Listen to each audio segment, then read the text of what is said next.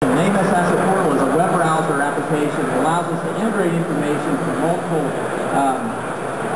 asset management suite applications that we have to bring that together in one place.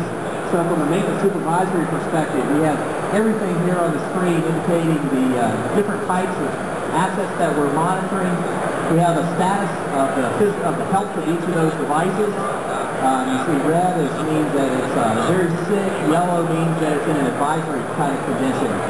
And then we have a criticality rating, which we actually go through and work with you to do an asset criticality rating that you can put on each of those devices so you understand the importance.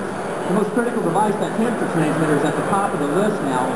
So now what we're going to do is we're going to go in and drill down on that temperature transmitter, give you the health index, all the information that you have about that transmitter, you know, the tag, the specific type of device it is, what it's hooked to, everything that's available from AMS is actually shown here on the Asset Portal screen. Now what we're going to do is we want to generate a work order request into SAP. Many of you use some type of computerized maintenance management system such as SAP PM. So now what we've done is we've actually generated the work order request directly from AMS Asset Portal. This has populated the SAP screen with all the information that's required about that asset.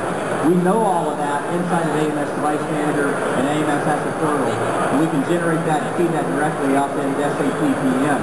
This allows a step change in productivity for a field technician or maintenance person to be able to get that information immediately without having to actually do any input into the system. Now that work order request can be approved by a supervisor of some type, handed off to the technician to take corrective action on it.